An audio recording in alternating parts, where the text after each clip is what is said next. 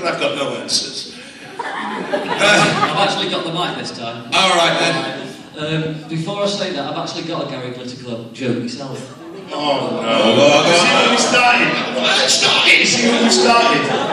Listen, as long as it doesn't begin with "Do you want to be in my gang?" Kieran says I've got to tell it later. Do you want to tell it now or later? Now or later? Oh, sorry, disappoint you. I think that's a later, mate. Oh, I'll tell it go in the coffee lounge. Yeah. My question is, just a second. Have you thought of it yet? I've got it, I'm just trying to get it out.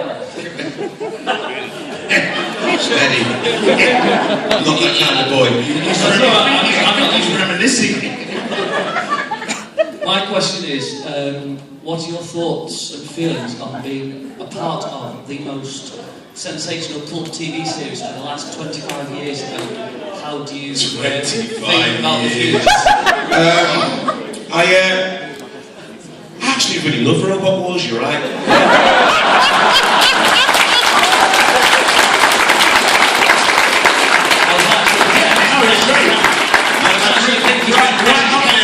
Married and I was actually thinking it was Takeshi's Castle. Yeah, I've been dropped from Takeshi's Castle. Yes. Just watching it upstairs. Yeah, they've made new ones with Dick and Dom. Well, I don't know what happened because they phoned me up and said, "Do you want to do some more?" And I went, "Yeah, all right." And then I never heard anything from them. And the next place on the telly with Dick and Dom. Well, yeah, Never mind. Went down the right road and got a dick. So yeah, no, but, yeah, we're here. That's enough, isn't it? Yeah, it's nice to have. It's nice to have. No, hey, It's nice to have. your question's answered, Craig. It's nice to have. 25 years and counting. It's nice to have been involved, really. I mean, because when we first started it, to be honest, I thought, curious little BBC Two sitcom, couple of series, move on, Because back in the day, that's all series lasted. I mean, all the good ones like Fawlty Towers, the young ones and all that, we did 2 series and they all got on with their careers and did other stuff. So I thought that's what would happen to us. And 25 years later, I'm still putting up with them. Listen, I've been carrying this guy around, right, for 25 years. Have you noticed I've got a bit of a limp now? Like that. He nicks all my gags as well. That's the only gag I've nicked off him this year. That's the only gag I've got. 25 years. 25 years. That's how you think now. Old Red Dwarf fans, when you say 25 years, you don't say it with a smile, you say it with like that pain. I've had to put up with this for 25 years. 25 years. Robert Llewellyn forgetting his lines for 20 years.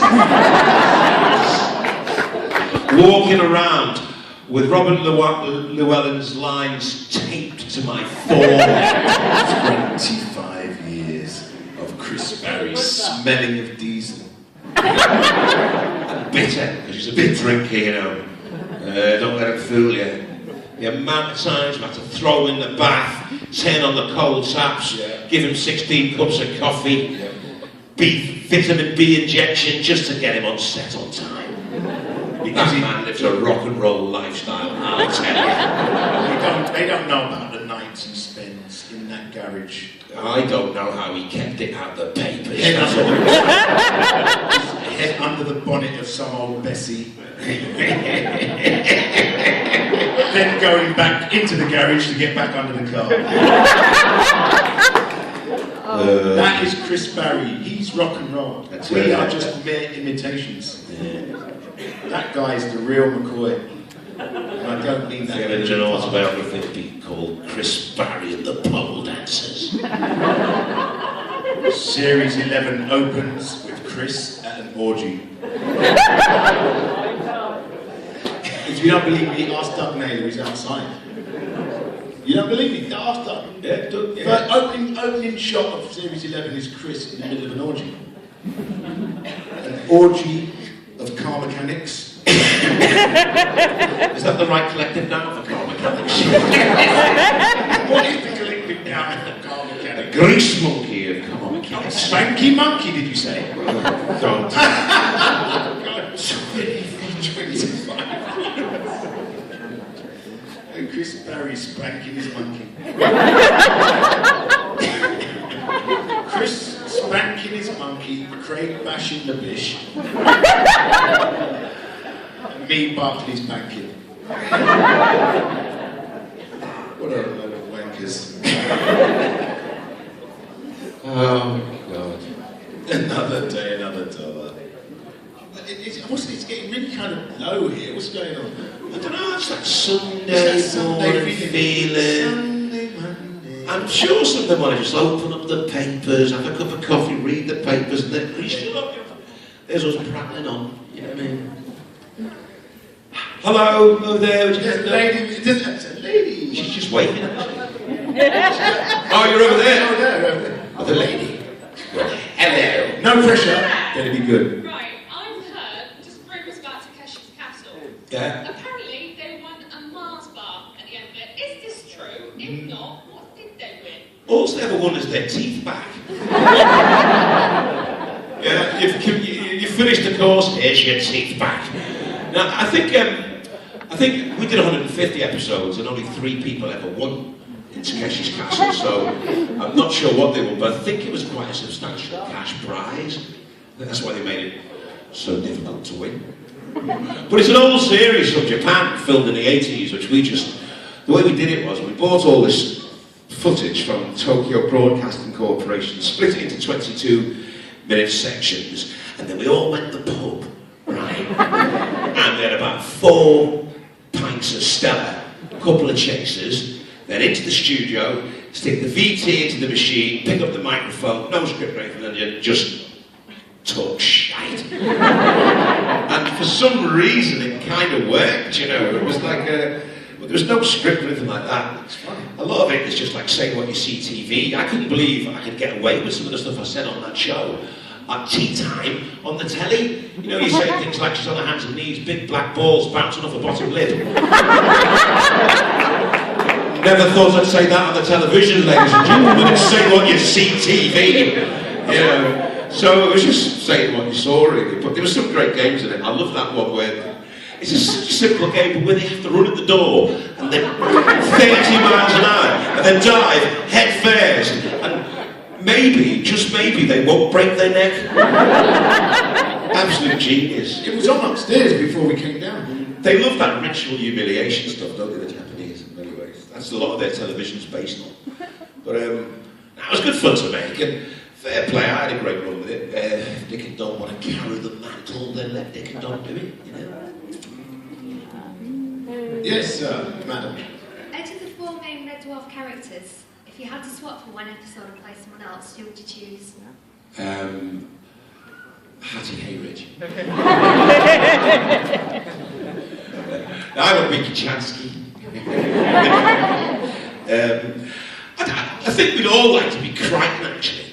In fact, I've come up with an idea for an episode where we, I hope Doug does this, where it's Crichton's dream. You know, because Crichton's always moaning about wearing a mask. Right, and I just thought, well, what about we did one week where Crichton dreamt that he was human, and it was me, the cat, and Rimmer, who were robots, you know. So we got to wear the masks for a week. That'd be quite good. Because we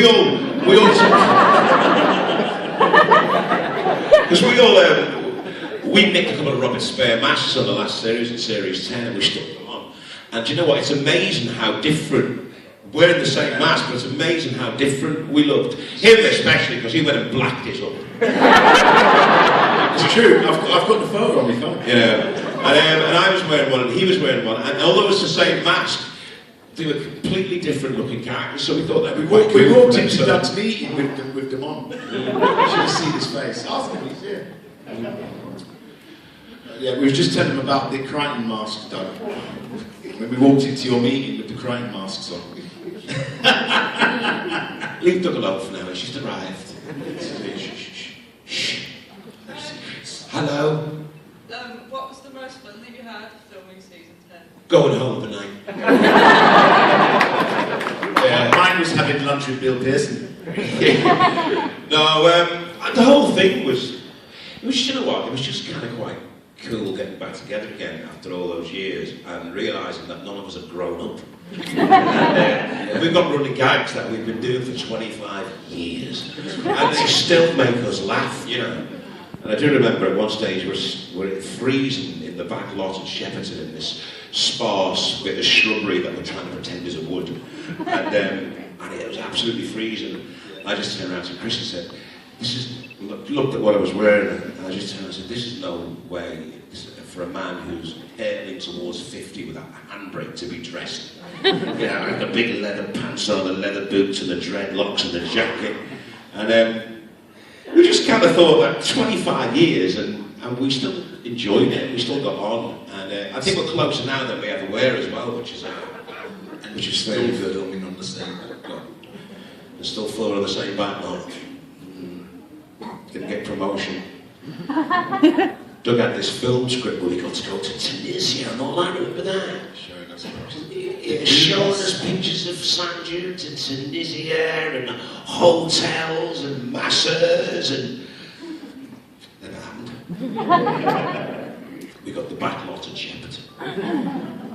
In the cold. With the wrong script. No, it was not, that was a funny day. That was a funny day. Any more questions? Any more questions? Oh. This is for Craig. What's your favourite episode of all the series and why? My favourite episode of Red Dwarf of all the series and why? To be honest, I don't really have favourite episodes, you know. I mean, I have favourite scenes and some of my favourite episodes are like for personal reasons, you know. Time slides, I love time slides. One, because I got to work with my younger brother Emil for a week, because he played me as a younger man. And 2, co-star got to be my girlfriend. And I thought that was wicked. And she'd just been going out with Prince Andrew, so I thought, hey, you know, it's close enough, I'm going to get to royalty. That was good. And like, you know, there's the scenes like, you know, the shrinking short scene in Polymorph, is it? Yeah, Polymorph, where Crichton's got his drawing attachments out. And, you know, I loved that. In Series 10, I loved the dispensing machine scene, where the dispensing machine falls over and I'm trying to get it back up. And, in more ways than one. And I like that. And like Back to Reality, I think a lot of people think that's one of our finest episodes ever. But if you go back and watch Back to Reality, to be honest, it's not a big woofer-laden show. It's just that the story is so intensely complete and beautifully written. It kind of draws you in. But for laughs per minute, it's not one of the highest laughing shows. You know, but like, it's just such a great story, you know.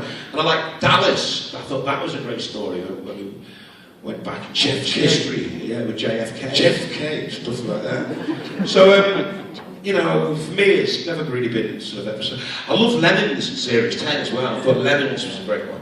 And I did like the one where I played my drunken dad. I thought, you know. And you know something? I had to practice very, very hard.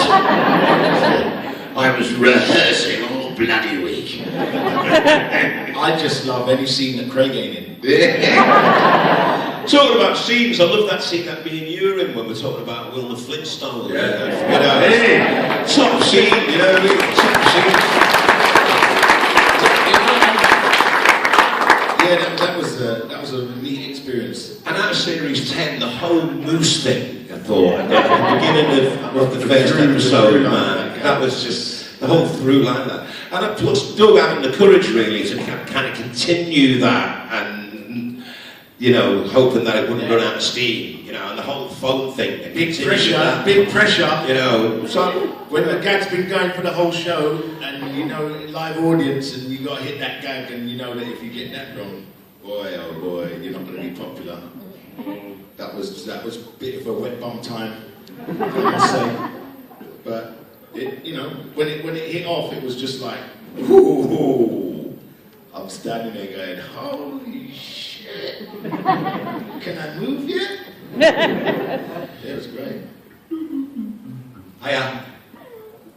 Ah. Hi, this question's from my son. He's not here, but I promised to ask. Would you like any toast? The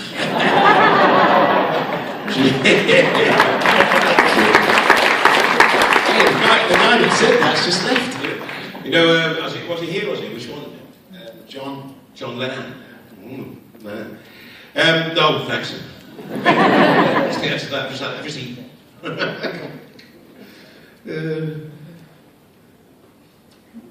Hello? Hi. I don't want to dispel the magic or anything, but I've got to ask, beer milkshakes, real or fake? Oh, well, I mean, I'm sure some of you Real. sad bastards here have tried them, haven't you? I'm sure you have, and they curdle like mad. Because we got Ollie in my house one day and thought, oh, let's make beer milkshakes. And they curdle. So, sorry. I suppose you could use a root beer or something. There's some way. Blend it. Some way you can work it out. Blend it. But I've never really